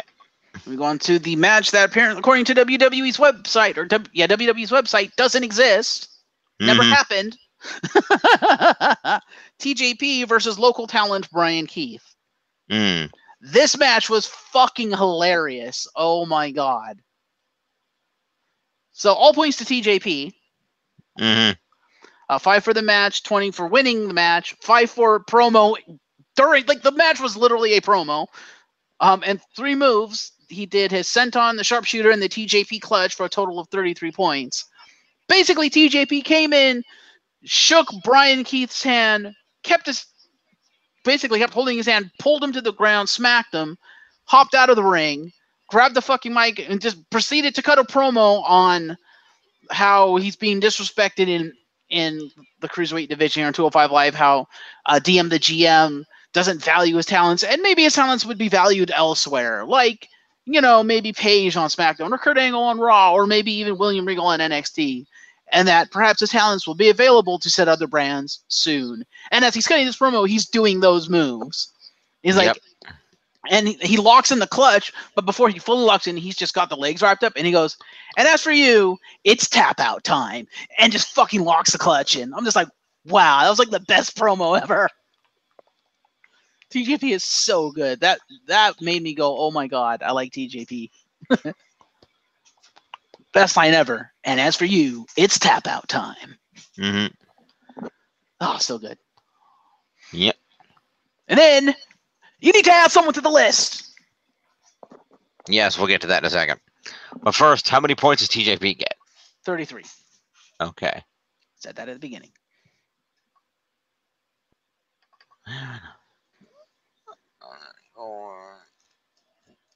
I love that the ref just didn't care that TJP was cutting a promo in the middle of his match.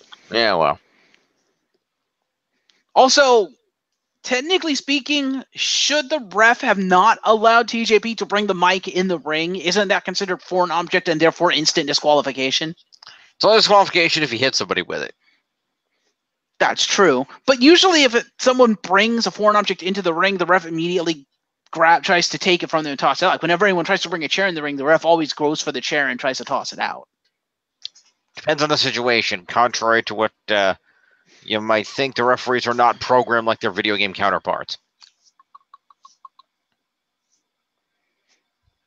No, I mean, I've seen it in real life, like watching WWE. I've seen refs do that before where someone will try to bring a chair in. In fact, I've seen wrestlers use that as the strategy to distract the ref, bringing the chair in to distract the ref because they know the ref will take the chair and toss it out.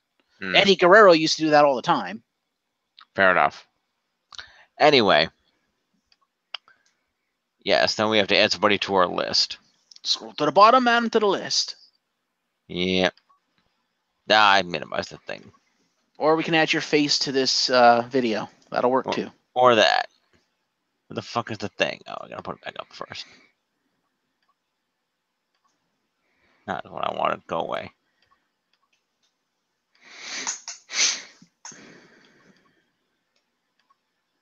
Okay. Leo Rush. Mm-hmm.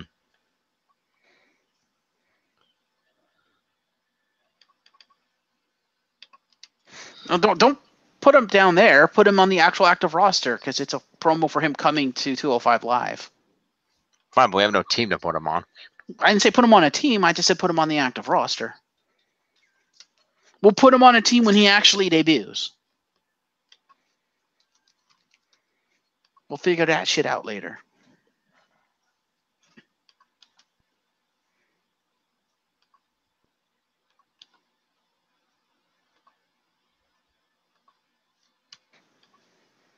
Okay. 5 promo points to Tony Nese and Buddy Murphy, again, for hyping up the main event. Okay. That's because apparently they decided Tony Nese needs to continue to exist, so they put him in there. Yep. The premier athlete.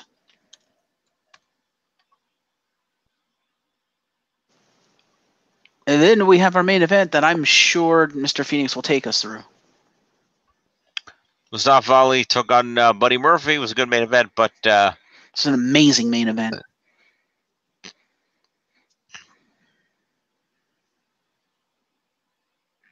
However, the match ended as Ali was going for an 054, but Hideo Itami came out of nowhere, threw him off the top rope, and then assaulted both men. Yes, he did.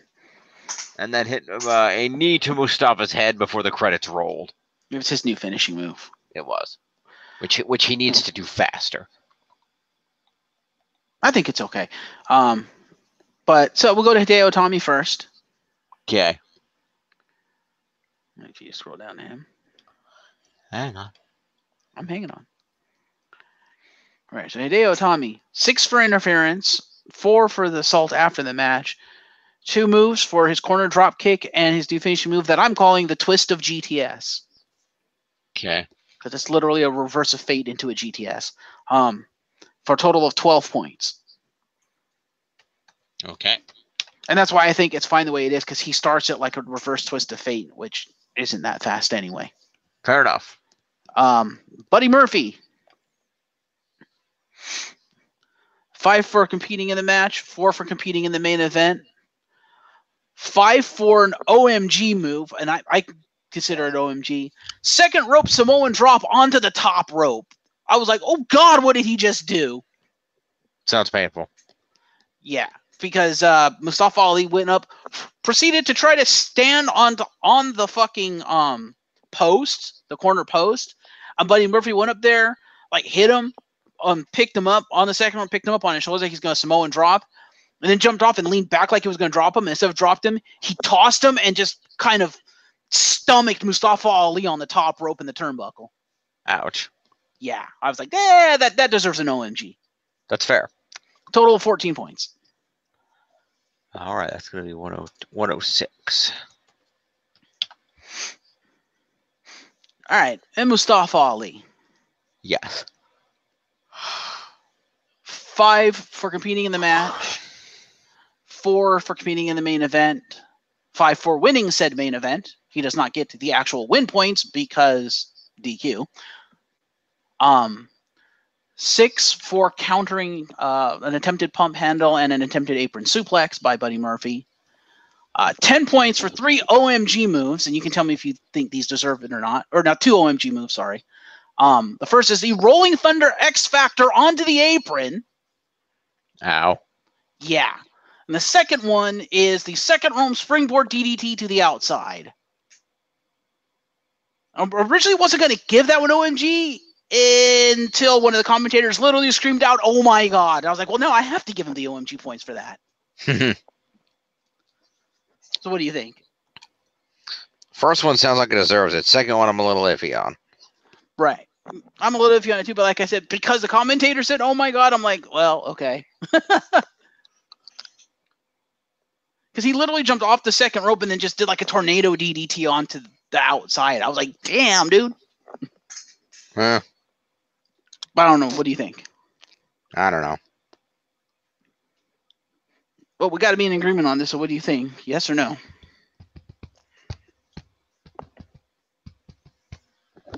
I have not seen the move, so I don't know.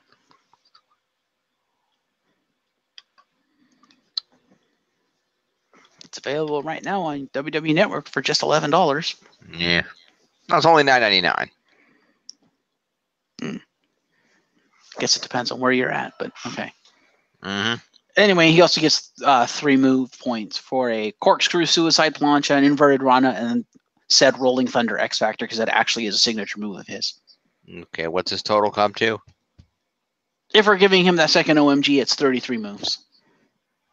33 points, you mean? Or 33 points, sorry.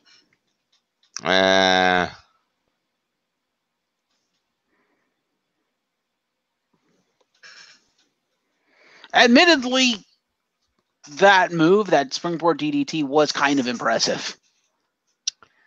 I'll give it to him for now, but if Tiff objects to it next week, I reserve the right to revoke those 5 points. Fair. So who the hell is this?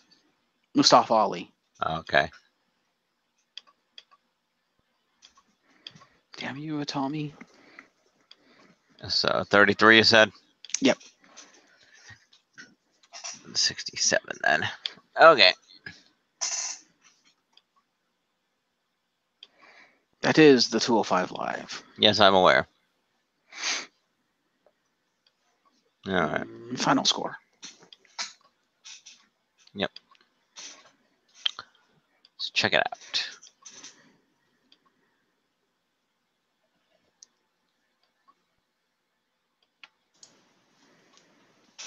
All right, final score for the week. And it's Glorious at 45.18. The Woken Warriors at 42.79. And the Legit Rowdy Architects at 39.23.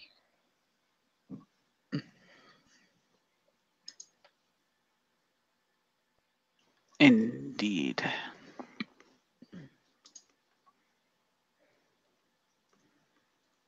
All right. There we go.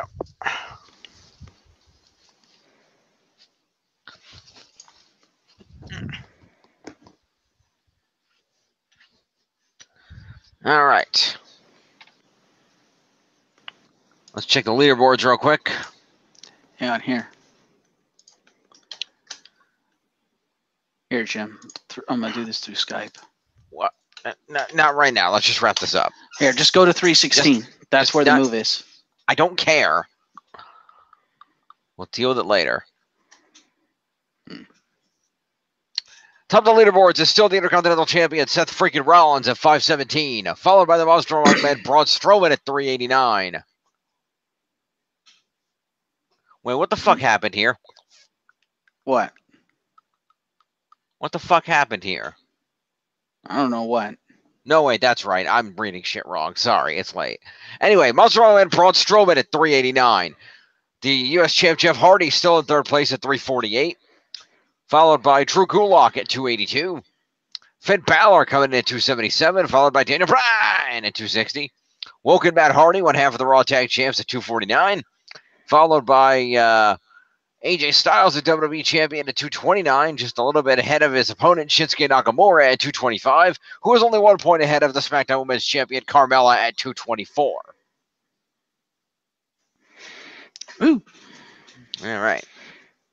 Yeah, and Jeff Hardy and Daniel Bryan still on the top 10, despite having done nothing, and despite Jeff not having done anything for 2 weeks consecutively. Yep. Happens. Yep. All right. So, this has been the usual. Indeed. We'll see you next week for Wrestling Shenanigans. We'll have our news on Friday, this on Saturday, and we will, of course, end with our Money in the Bank predictions. Join us for that. I need to start watching 205 Live because, man, these matches are really good. They really are. Check it out. We'll see you next time, folks.